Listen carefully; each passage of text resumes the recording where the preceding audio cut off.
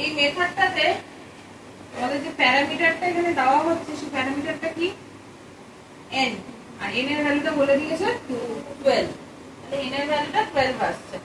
তারপরে আমরা একটা ফর লুপ চালাচ্ছি, সেই ফর লুপটাতে কি দেখছি x এর ভ্যালু 1 থেকে শুরু করে n অবধি যাচ্ছে, 1 থেকে 12 অবধি আমাদের একটা লুপ চলবে, x এর ভ্যালু 1 to 12 অবধি যাবে।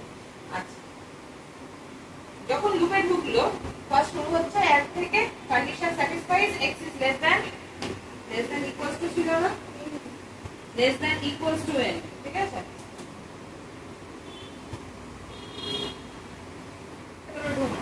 ভেতরে ঢোকার সময় কি বলছে যে একটা কন্ডিশন চেক করতে হবে, if n modulo x equals to 0 না।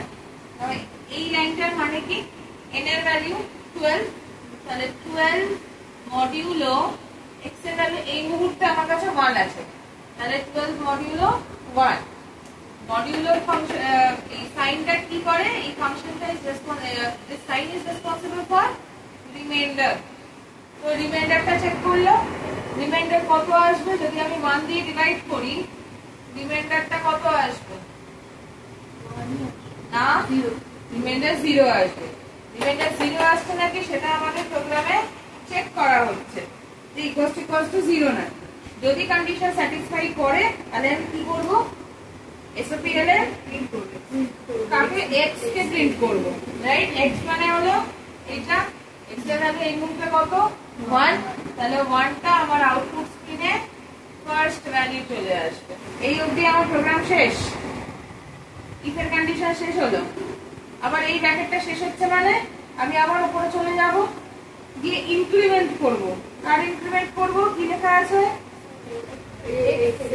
x প্লাস প্লাস লেখা আছে, তাহলে x এর ভ্যালুটা এখন কত হয়ে যাবে 2 হয়ে যাবে।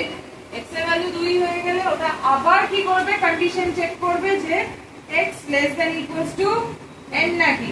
x এর ভ্যালু কত 12, 2, n এর ভ্যালু কত 12, 2 less than equals to 12, condition satisfied, yes or no, n modulo x। এই এবারে আমার কি হবে, n মডিউলো x করলে n এর ভ্যালু কত 12, মডিউলো x এর ভ্যালু এখন কত 2, x এর ভ্যালু যদি 2 হয় ক্যালকুলেট কর কত আসবে, রিমাইন্ডার 0। যদি কন্ডিশন স্যাটিসফাই করে তখন কি করব, প্রিন্ট করে দেব কোন ভ্যালুটা, x এর ভ্যালু, দ্যাট ইজ 2, তাহলে 1 এর নিচে 2 প্রিন্ট হয়ে যাবে। আচ্ছা, কেন নিচে নিচে প্রিন্ট হচ্ছে, এখানে ln আছে, ভেরি 12 অবধি যেতে হবে। তাহলে কোন কোন নাম্বার, এটা বেসিক্যালি কার প্রোগ্রাম হবে, এটা ফ্যাক্টর বার করার প্রোগ্রাম। তাহলে 1